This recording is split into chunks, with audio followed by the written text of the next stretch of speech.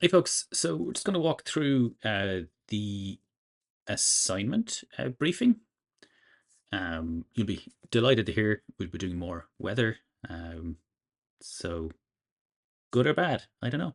Um, so what we're expected for this assignment is to implement an application using Express, Handlebars, JavaScript, and deploy it via render um, that allows us to add and track information for weather stations.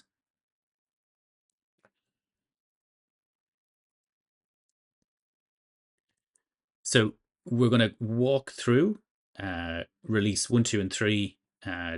That's kind of guided by the material that's already in the course. And then there is a release 4. And this is all kind of similar to what we would have done in WebDev 1. That will allow you to experiment with some other material and then add it to your assignment. So the rubric we will have is broken up into these separate bands: baseline, release 1, release 2, release 3, release 4. And these are kind of a guide, and they may change. They will be roughly around what we're talking about here. But really, to pass safely, you got to get to release 2. So as we step through this, you will start noticing similarities with what we've been doing in our labs. So the baseline initially is that we can add a list of stations, and by clicking on the stations we will get a station kind of detail page as well. And apologies, this is not the detail page. This is just the home page or the dashboard. And here on the left hand side then is an about page that you could have for this station as well. So I'll call out while we're working through some of this controller, or some of this rubric, sorry. Maybe some things like, we must have a station controller here.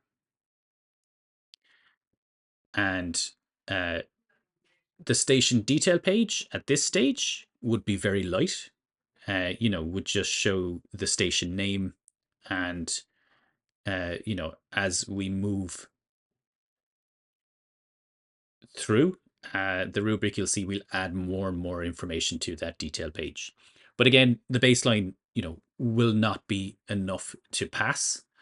And then also I should highlight on the left-hand side here where we have a station. Our station should just have a station name, and we must use a station store.js with an ID, like we have been using, I think, for our playlist store or our track store, let's say, over the last couple of weeks.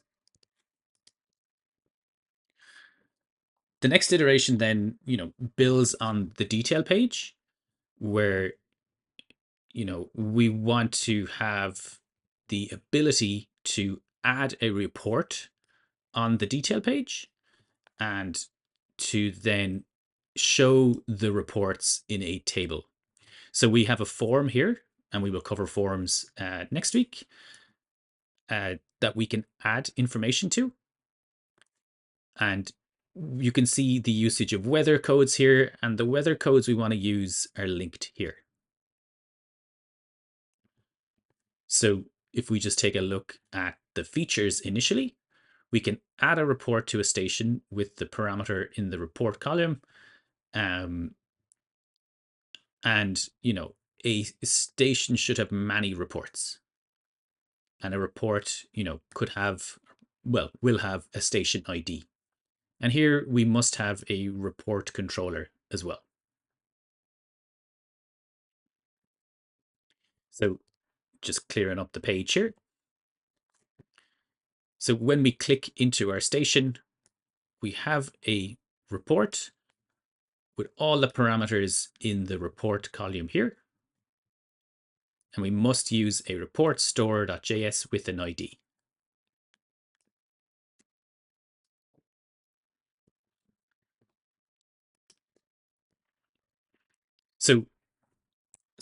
So with release 2, we're going to introduce the ability to log in and use cookies to store sessions.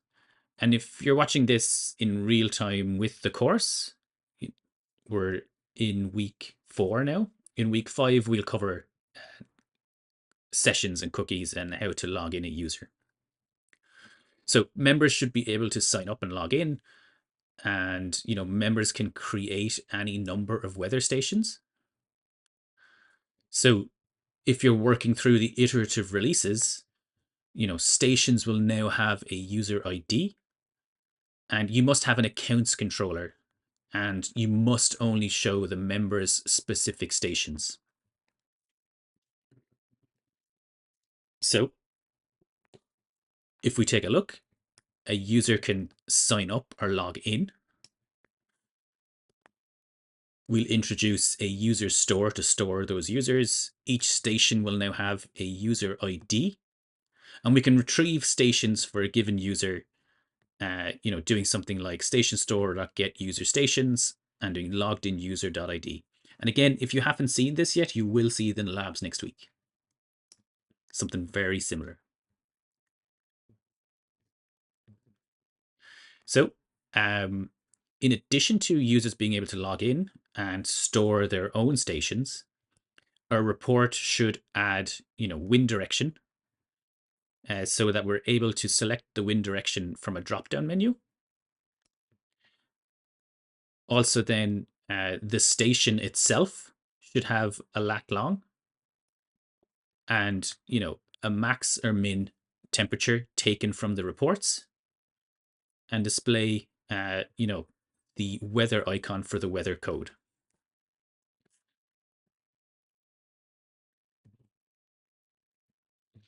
So again, on the right-hand side here, the remarks going for you using a GitHub repo to show all your work. And just jumping back to the last slide, I think I skipped over the fact that we have a render deploy here as well. So we will want to get this deployed to render as well, if possible, which would be great. So we would have went through that this week, which was week 4. And then, giving me availability to your GitHub repo so I can see the work that's going on in there. And then, in the next step, well, sorry, this is still release 2, just a bit more information on it. Apologies. Here is where we can see, the suitable icons that we can use for the weather. So we can get that from the icons list in the Open Weather Map. So we must, use the codes from the Open Weather Map. You can optionally use the icons for the page too. And, don't worry if you don't have all the fields mentioned here. Just follow the rubric. You can only do min and max temperature. The current weather is in release 3. And this page is when you click into a station where you can see a summary of the station in the icons and the reports. So if we take a look, the max temp here, will be the max temp compared to, basically we'll find the max temperature from all of the reports that are put in to this station. And the same with the wind, we find the max or min wind speed as well for that station.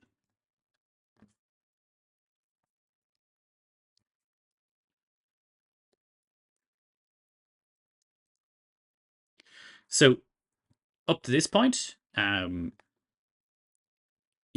we have come up to the point where if you get all these done perfectly, you will do a pass and pass very well. But we should think about where to start with this stuff, because it all seems a bit maybe disconnected from what we're doing right now. But as you start to look at different things, you'll notice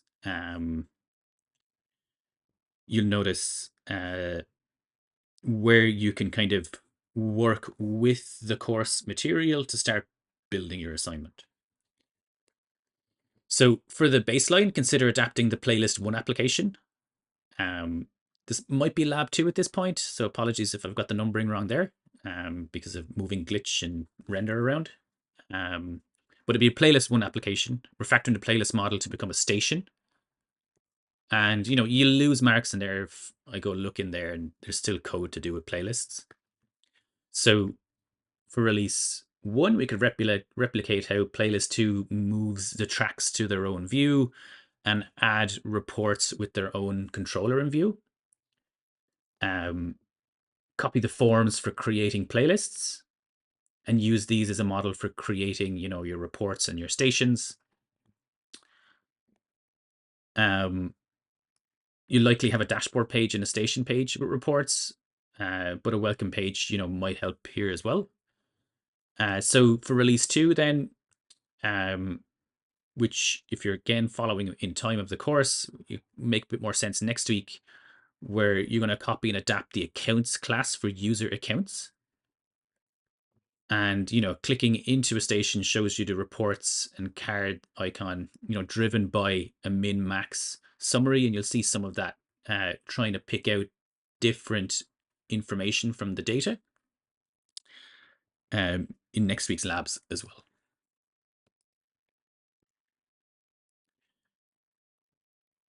So with release 3, we want to start adding that when we submit a report, that we store the time and date of the report. For users, they can edit their personal details, and the member dashboard summary alphabetically lists latest conditions for all stations. So if you have multiple stations,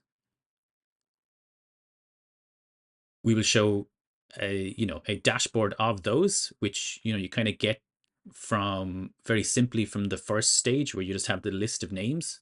But then we'll build upon this dashboard to pull out the information for the the lat long of the station, I guess, but also then a summary of the weather and the report for that station. So here we're taking the min and max summary from the station page and applying it to the station list dashboard. It might be useful as a partial and use an each for each of these. And then expand upon the dashboard to list weather for all the member stations, but not the individual reports. So current reports are the latest report, so the latest report that's submitted. And you can find that by the date or time. If you haven't done the date or time yet, you can use, I don't know, well, I guess we're not using numeric IDs, so you kind of have to use date or time. And then the max and min for all the reports. So if I have 10 reports, I would look in the wind and I'd find the maximum, I'd find the minimum. And we get the current temperature from the latest report, so the newest kind of thing.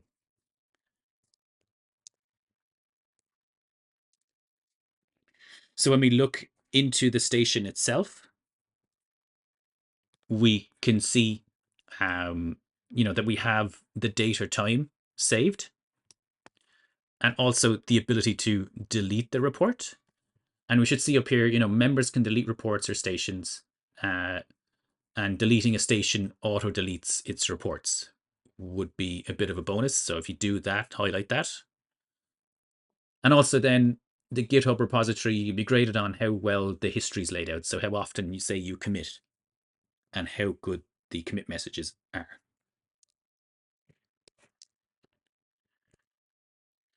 So then release 4, I'll explain a bit later when to do this, but you will be given information and a lab to step through for reading weather, a map, and some simple graphs to show some trending data. And you can then use these experiments that are provided to you in the form of labs to adapt them into your assignment.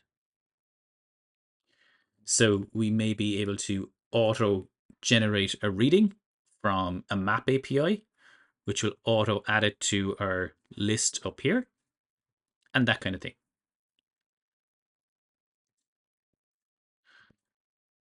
We may also have a map and also have some early trends. Now, this itself is more advanced than we'd be expecting. So you'll see when you go dig into the labs that are provided that it's a little bit simpler than what's shown here.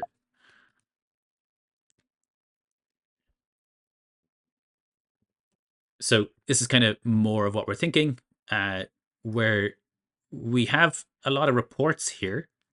We could trend that data over this Frappe chart that's shown here, and there is a lab to figure out how to use those.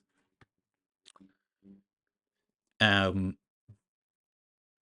you could trend, let's say, the temperature across the graph there using the report data here. And on your x-axis, just use time, essentially. And so then when you delete here, your page, will refresh upon itself and the graph might be different. So then for the map, maybe in your dashboard, you could put a map of each of the different stations. So here we have Waterford and we have Dunmore over here, and we have the Tramore station here, let's say. So this is just a view of the coast of Waterford where we can see 2 beaches and 2 stations. So we've already stored the lat long as part of, I think, release 1 with our stations, and then we can use that information here. And again, we can add a station on our dashboard and it would show up in here, and then we click into it and add some reports. So again, you'll have a lab to step through to figure out how you can do that. So for release 3, using knowledge gained from the lectures and labs to build new feature sets. And as you work through the last labs next week, you'll notice similarities with what we're talking about here. And then week 4, you look at in the assignment section, you will have 3 different experimental labs that you can work through. There may be some screenshots glitching there, so don't worry too much. This will all work in Visual Studio Code. And so work through the labs to experiment with them. And this is to get you above 70 and into the 80s and into the 90s.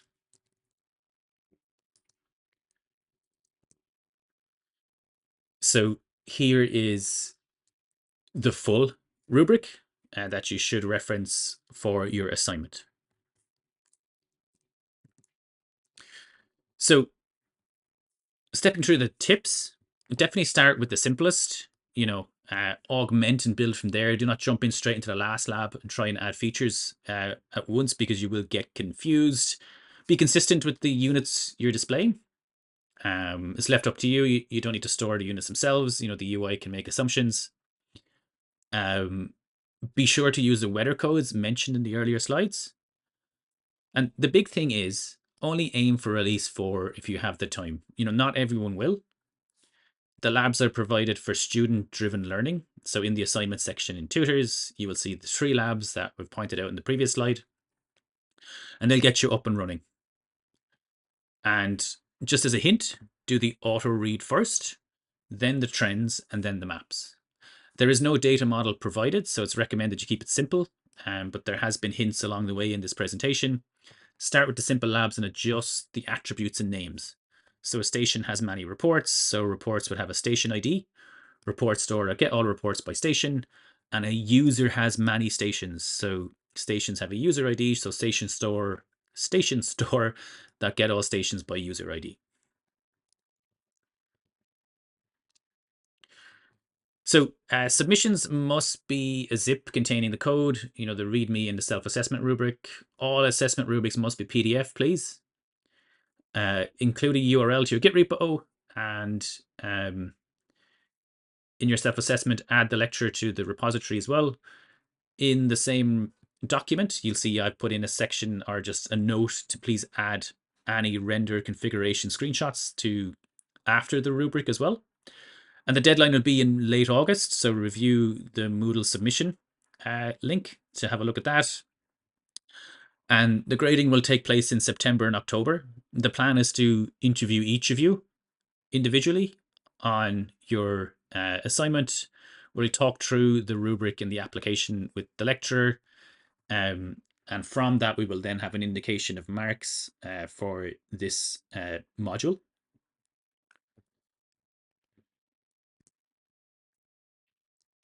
So that's everything there. So again, if we just, well, not again, I mean, initially, if we go into our Web Development 2 course on tutors, you will see the weather assignment there. And, here's the assignment, the submission to get to Moodle. And then here is the labs I talked about. So remember, only tackle these once you've got to the specific release, to get to these. Don't jump into them because you'll just have too much going on in your head. So just do it each step, take your time and get it done. So best of luck with everything. And I guess officially I'm gone the 20th of June, but I will hopefully, once I get back from holidays, be able to answer some assignment questions as well. So I will keep checking my Slack weekly to see what's going on there, just to help people out. Okay, folks, best of luck with that. And yeah, see you in the next lectures.